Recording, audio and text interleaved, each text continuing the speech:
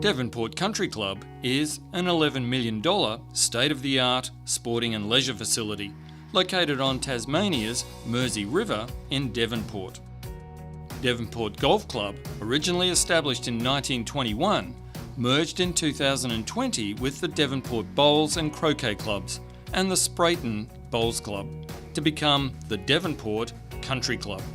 Now it offers golf, bowls and croquet all in the one location. Just recently, Craig Walker, the club superintendent, joined an elite group by winning the Australian Sports Turf Managers Association's 2023 Excellence in Golf Course Management Award. It was a total surprise, yeah. I was in shock actually, to be honest, when they read my name out. It's a massive honour. It's a great achievement for someone who started out as a 16-year-old apprentice, managed his own 9-hole country golf course at 20, joined a contract turf management business, broadening his skills across different sports surfaces, before leaving the industry to run his own business. He then returned to his passion at the Ulverstone Golf Club, 20 minutes down the road.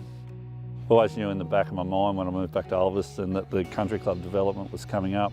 Luckily I had all the skills. I had the 3 surfaces, the croquet, the bowls and the golf club experience. It sort of come down to 2 people. I'm lucky enough to get the gig, so been here 4 years now.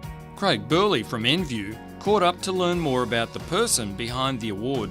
I spent 6 years at Ulverstone and I finished my apprenticeship and done a couple of years on the job. I thought I knew everything, and when I went away I realised I knew nothing. And the biggest learning experience for me is when I went to that 9-holer, I realised there was no one around to fix anything. It was me. Craig, now in his 13th year as a golf course superintendent, was brought on board in July 2019 to manage the turf operations to establish the Devonport Country Club. I owe most of it to them, to be honest. I mean, I've been given a great opportunity here to start something from nearly scratch and build it up. I mean, it's an $11 million project, and how many 45-year-olds can say, that they've come in and constructed all this from, nothing. But Craig believes his role has changed. Well, I think when I first started here, I called myself a superintendent. I think I'm more a communicator now. So Country Club Board oversees the running of everything, so they're mainly made up of much smarter people than I am, but we also have the golf, croquet, bowls club boards, which I attend, and then obviously looking after Ulverstone, we've got another board over there, another one at Port Sorell, and we've just taken on Latrobe Bowls Club as well, so that's another one. And this means less time on the tools. Yeah, certainly a lot of talking involved in my job now, and it's probably 50% of my work used to be physical labour, mowing, and now it's be close to 10% now.